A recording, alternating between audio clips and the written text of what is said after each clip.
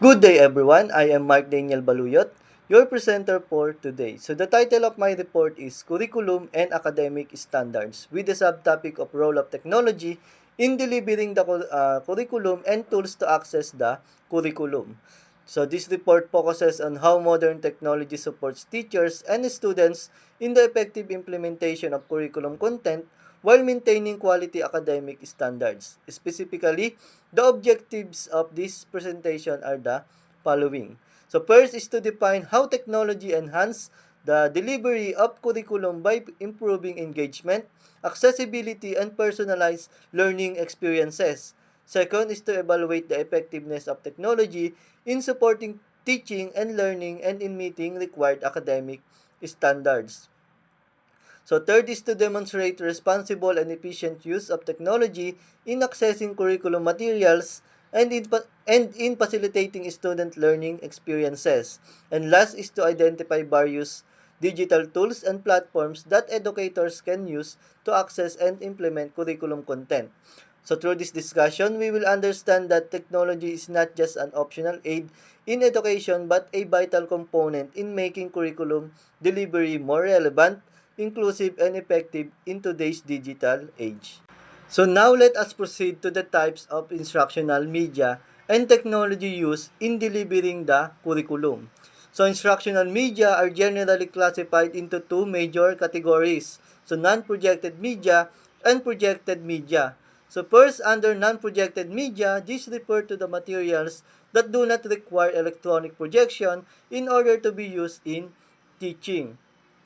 So examples include real objects that can be shown directly to learners, models and representation that can open student curiosity by manipulating. So educational kits, printed materials, charts, pictures, visual boards, and audio materials. So these traditional forms of media are still very important because they provide concrete and hands-on learning experiences, especially for young learners. So dahil mataas ang kanilang curiosity, especially sa elementary, ano ba yung solar system?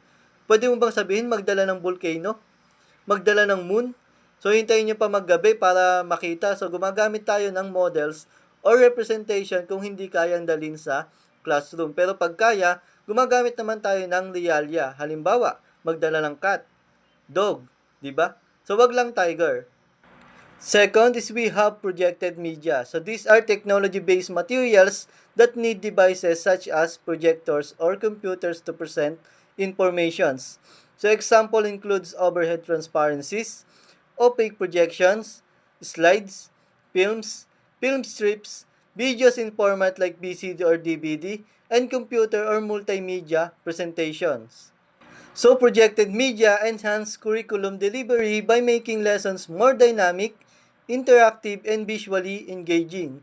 So with the integration of both non-projected and projected instructional technologies, teachers are able to select appropriate tools depending on the lesson's objectives, learners' needs, and academic standards.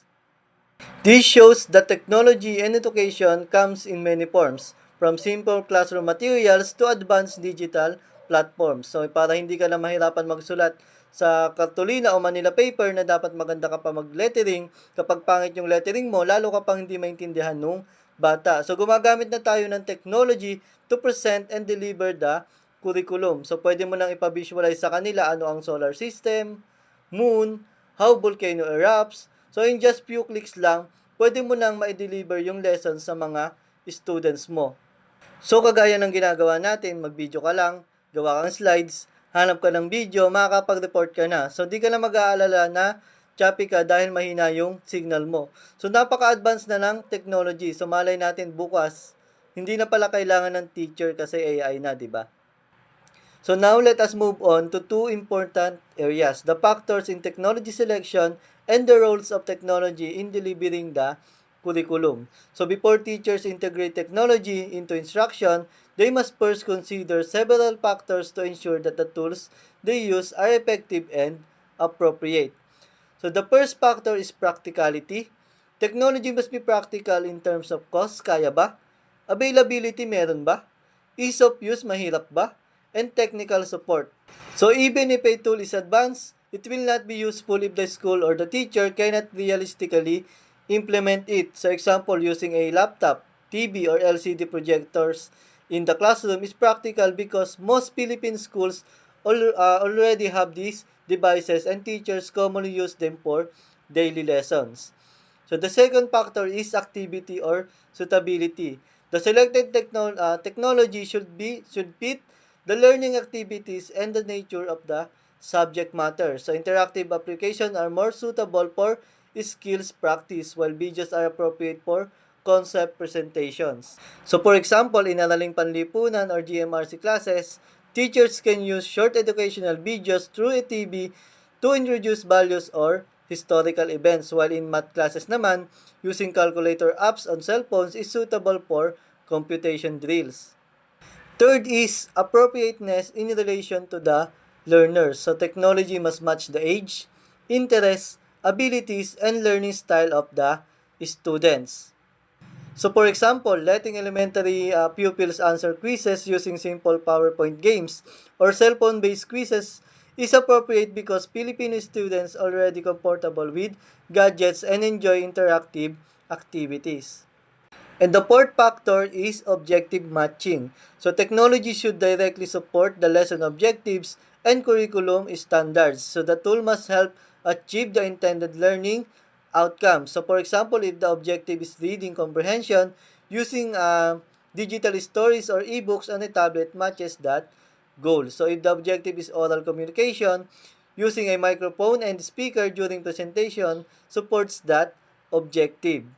So after understanding these factors, we can better appreciate the different roles of technology in curriculum delivery. So on the right side of the slide, we see that technology promotes teacher effectiveness by helping educators prepare lessons faster and present them more clearly. So for example, Filipino teachers preparing test papers using Microsoft Word, printing them or creating lesson visuals through PowerPoint instead of writing everything manually on Manila paper.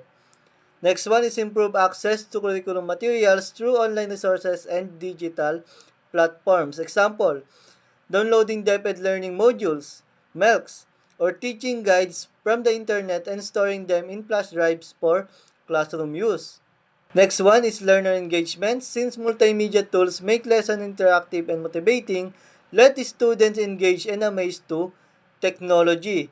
Example, showing motivational or instructional videos through a TV or using background music and pictures in PowerPoint to keep students be more attentive.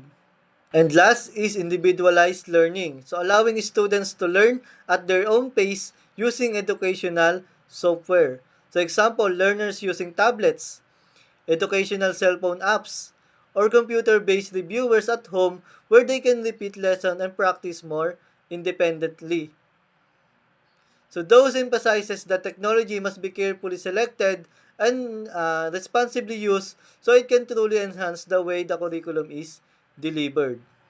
And now let us talk about tools to access the curriculum. So we have first computers and laptops. So these devices are like the backbone of modern learning. So in many schools, you will find a computer lab or a teacher's laptop that students can use. So in a big screen, with a full keyboard, students can write reports, run maths or science simulations, or watch video lessons without squinting. Many computer labs and classrooms are internet connected. So with a computer, you can instantly look up information or join a video class. So research shows that giving students laptops really boosts their technological skills and problem-solving abilities. In short, whether it's a desktop PC in the lab or a teacher's laptop built into class, these machines let everyone dive into the curriculum in detail. So typing essay, viewing multimedia content, and accessing online resources all become much easier. So next are mobile gadgets like tablets and smartphones. So if you don't have a computer, odds are you have a phone. So the good news is our DepEd now even allows students to use cell phones or tablets in class for learning. So in fact, digital gadgets have become essential classroom tools. When textbooks are in short supply, with a phone or tablet, you can watch a science video on YouTube open a PDF of a lesson module, or send your answer in a chat group. So for example, many students download modules, files, or ebooks on their phone. So hindi mo na kailangan pang bitbitin yung 5 books mo na halos sirain na yung bag mo sa bigat kasi accessible na siya through internet. So also, join class messenger groups for announcements. So, one local teacher mentioned that using a phone or tablet is often no longer optional. It's necessary when physical materials run out dahil destructive pa rin maituturing ang cellphone. So, minimize ng ibang mga teacher ang paggamit dito, lalo na kung di naman kailangan. So, of course, the screen is smaller. So, writing an essay on it is so tricky. But for quick tasks, checking assignment, answering a short quiz, or snapping a photo of notes, these gadgets are very handy. So tablets are sometimes loaned by schools too. The main point is phones and tablets make learning materials portable. A students can review a lesson on the bus ride, at home, or answer a question right in class on their own device. So finally, let's look at educational apps and platforms. So these are the software tools that deliver the curriculum to our devices. And one popular and useful app is Google Classroom. It's a free app where teachers post assignments and materials. Google Classroom is actually one of the most used educational apps in the Philippines. So kagaya ng meron tayo ngayon, mas madali magbigay ng assignments, sumagot sa mga quizzes, and other requirements to submit. Quiz app like Kahoot or Quizzes are often used for fun review games, and collaboration apps like Google Docs or Zoom, Google Meet allow group projects and live online classes. So all of these apps help make the curriculum available anytime, anywhere, so students can work on assignments, watch tutorials, or join class discussion from home as easily as from the classroom. So in summary, our curriculum is accessed through a mix of hardware like computers, laptops, tablets, and phones, and software like apps like Google Classroom, Zoom, Google Meet. So hindi mo na kailangan gumayak, matraffic sa pag-commute, gumastos para lang matuto. So halos lahat na ay accessible through technology. And now let's talk about assessment. So assessment is how teachers check if students are learning. So understand the lessons and applying values.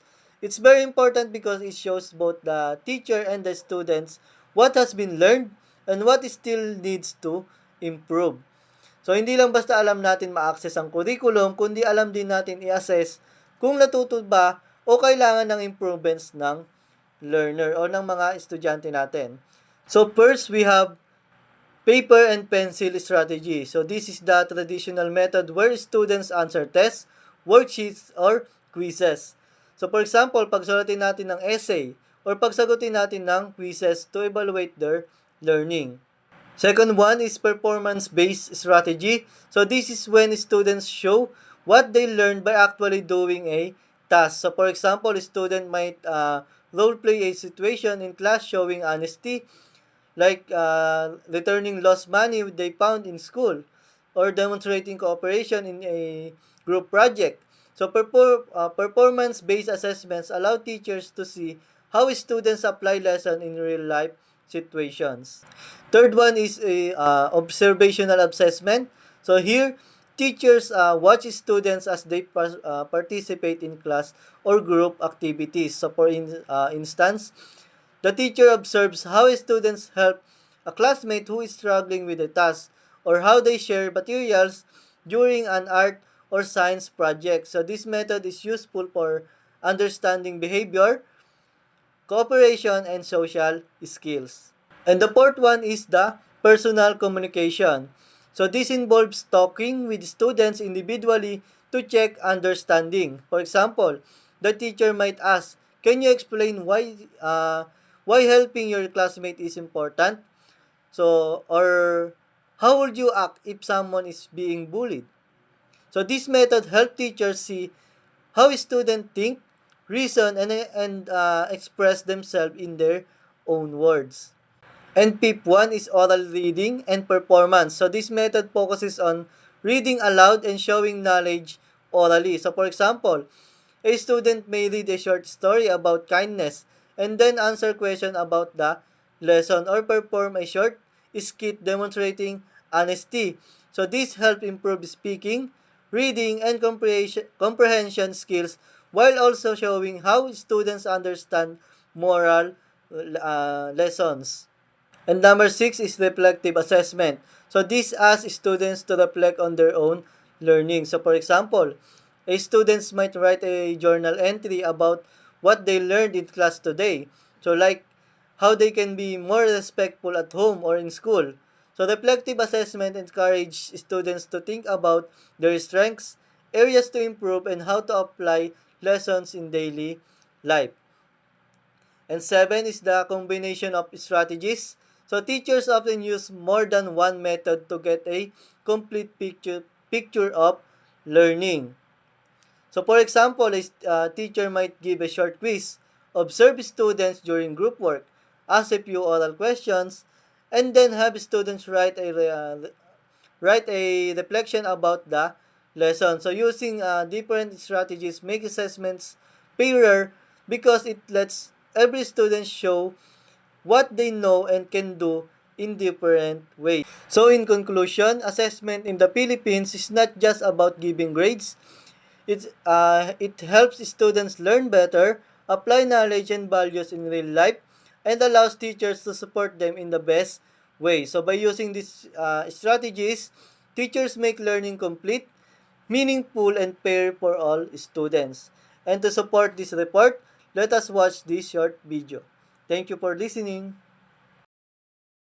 Ready? 3, 2, 1.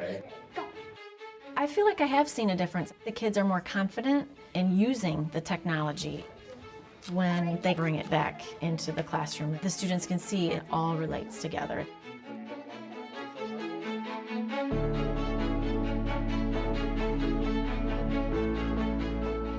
The way we use our technology is very purposeful. We try to make that integrated as much as possible so that everything students do is pushing them towards a goal. We learn how to edit pictures in and make slides. And if we want to make a presentation or a doc, then we hit the create the apps button. Well, we get to videotape ourselves on the green screen or use WeVideo. Last year was the first year that we actually had a technology teacher in the building. And at that time, our focus was on exposing children to different apps. But it was still a little bit in isolation from what the teaching was in the classroom. What we've been working on this year, in the second year of the program, is we've been trying to integrate more of the classroom curriculum into our tech time. So I've been meeting with grade level representatives and talking to them about what are they covering in class. In fact, we have a Google Doc that it basically is just a communication way of this is what's coming up in our curriculum and what can you do, or can we have some ideas that maybe you're able to add on in technology.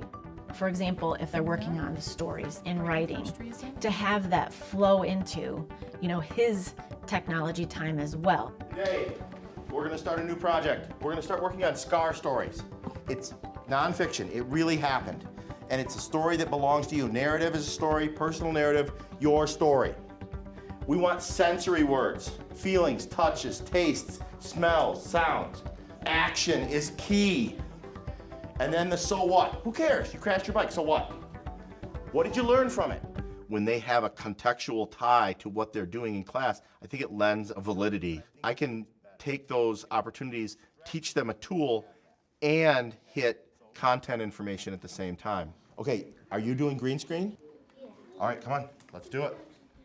That's good, perfect. When I was little, 3 or 2, I hit my eye on something sharp in my kitchen. I had to go to the emergency room in the hospital.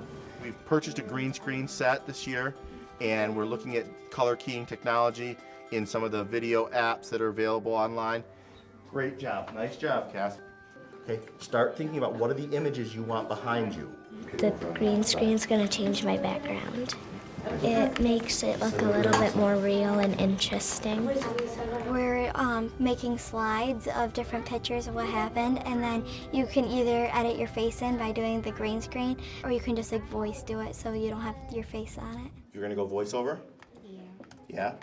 What was the accident? Think of one that really stands out, because those are the ones that you're really gonna have good details on.